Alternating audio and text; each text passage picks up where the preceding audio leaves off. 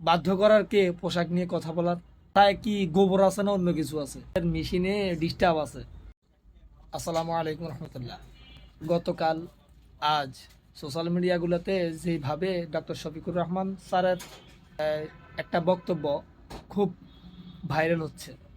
আসলে উনি বলছিলেন যেভাবে যাদের ন্যূনতম জ্ঞান আছে তারা ঠিকই বুঝছে, আর যাদের মেশিনে ডিস্টার্ব আছে তারা বুঝতে পারেন নাই, কিংবা যারা ওনাদেরকে ঘৃণা করেন তারা বুঝতে পারেন না।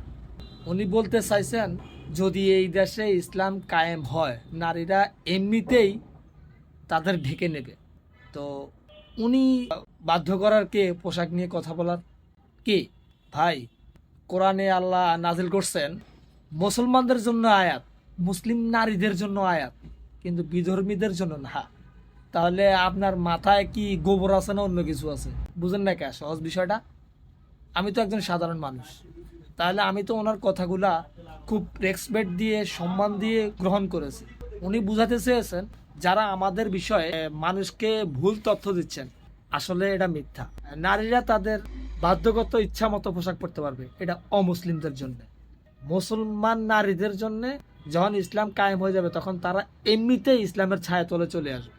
এটা তো বাধ্যতা হইতেছে না, এটা তো তার ইচ্ছা মতো চলে আসতেছে। আর এদের সৌন্দর্য দেখে বিধর্মী নারীরা, অমুসলিম নারীরা এদের সৌন্দর্য দেখে আমাদের ইসলাম গ্রহণ করবে এবং নিজেকে ঢেকে ঢুকে রাখবে। মাথায় আছে মাল আছে মাথায়, যদি না থাকে তাহলে পাগলা গারদে যান।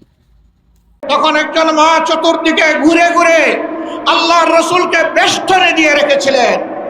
যুদ্ধ যখন শেষ হয়েছে তার শরীরে 37টা তীর ঝুলন্ত অবস্থায় ছিল। যদি যুদ্ধের এই কঠিন ময়দানে আল্লাহর রসুল তাদের জন্য কর্মক্ষেত্র সৃষ্টি করে দিয়ে থাকেন, আমরা কে তাদের হাত বন্ধ করা? আমাদের ব্যাপারে ইসলামের প্রতিপক্ষ শক্তিরা অপপ্রচার চালায়। জামাতে ইসলামী ক্ষমতায় গেলে মহিলাদেরকে ঘর থেকে বের হতে দিবে না, আর যদি দেও আস্তে করে এনে জোর করে একটা বুরকা পরাই দেবে। জোর করে পরানো লাগবে না। যে দেশে ইসলাম কায়েম হবে এদেশের মানুষেরা, মায়েরা আনন্দের সাথেই সেদিন তারা ইজ্জতের জন্য তাদের সম্মানের মর্যাদার পোশাক পরিধান করবেন। তারপরেও কোনো মা, কোনো বোন যদি এই পোশাকের বাইরে থাকেন, আমরা তাদেরকে কথা দিচ্ছি, নিশ্চয়তা দিচ্ছি, কারো উপর জোর কাটানো হবে না। কারণ এদেশে শুধু মুসলমানরা বসবাস করে না, অন্যান্য ধর্মের লোকেরাও বসবাস করে। তারা তো আমাদের ধর্ম যেহেতু গ্রহণ করেনি, তাদের জন্য ইসলামের প্রেসক্রাইব করা পর্দাও তাদের জন্য প্রযোজ্য নয়।